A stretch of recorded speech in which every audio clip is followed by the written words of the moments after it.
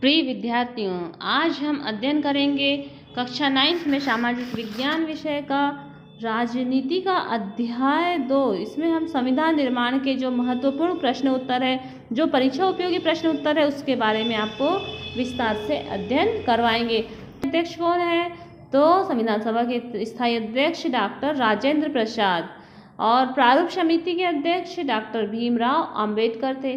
भारत का नवनिर्मित संविधान किस तारीख को अंगीकृत किया गया? तो भारत का नवनिर्मित संविधान 26 नवंबर 1949 को अंगीकृत किया गया। भारत का नवनिर्मित संविधान किस तारीख को लागू किया गया? तो यह लागू होने की तिथि 26 जनवरी 1950 है। संविधान के मौलिक कर्तव्य कितने हैं? तो मौलिक कर्तव्य 11 हैं। मौलिक अधिकार कितने हैं? तो मौलिक अधिकार 6 हैं। और संविधान सभा की पहली बैठक कब हुई थी? तो संविधान सभा की पहली बैठक दिसंबर 1946 को हुई थी। देखते हैं संविधान क्या है। तो देश का सर्वोच्च कानून जिसमें किसी देश की राजनीति और समाज को चलाने वाले मौलिक कानून होते हैं, संविधान कहलाता है। संविधान संशोधन क्या है? देश की सर्वोच्च विधायी संस्था द्वारा उस देश के संविधान में किया जाने वाला बदलाव संविधान संशोधन कहलाता है। अब हम देखते हैं संविधान की विशेषताएं। तो संविधान की कोई 5 विशेषताएं।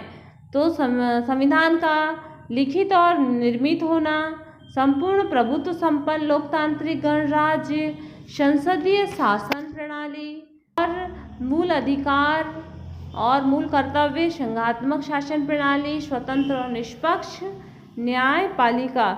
यदि हमें इसका वर्णन करना है तो हम पुस्तक के माध्यम से इसका वर्णन कर सकते हैं।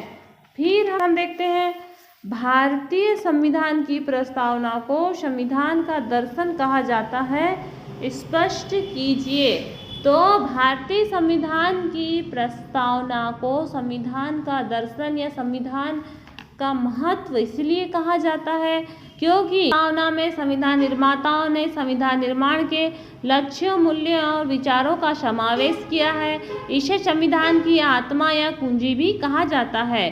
प्रस्तावना संविधान निर्माताओं की मनोभावना एवं संकल्प का प्रतीक है। प्रस्तावना के आरंभिक शब्दों में ही यह भाव निहित है कि संविधान का निर्माण जनता की इच्छा से ही हुआ है, वह अंतिम सत्ता जनता में निहित है। प्रस्तावना में संविधान सभा के इस संकल्प की घोषणा की गई है और भारत संपूर्ण प्रभुत्व संपन्न गणराज्य होगा।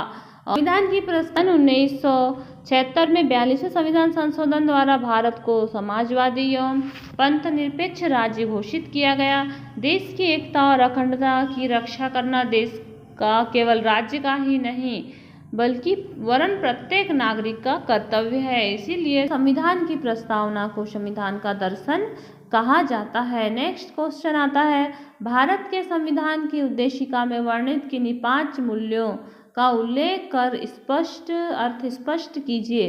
तो भारत के संविधान की उद्देशिका में वर्णित 5 मूल उद्देश्य या उद्देशिकाएं निम्न हैं, जिसमें देखिए प्रभुत्व संपन्न, लोग अपने से जुड़े हर मामले में फैसला करने का सर्वोच्च अधिकार है और कोई भी बाहरी शक्ति भारत की सरकार को आदेश नहीं दे सकती।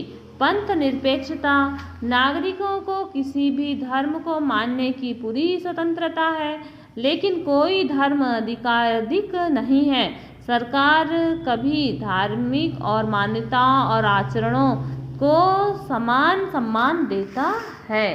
फिर है कि लोकतंत्रात्मक सरकार का एक ऐसा स्वरूप जिसमें लोगों को समान राजनीतिक अधिकार प्राप्त रहते हैं। लोग अपने शासन का चुनाव करते हैं और उसे जवाबदेह बनाते हैं। यह सरकार कुछ बुनियादी नियमों के अनुरूप चलती है।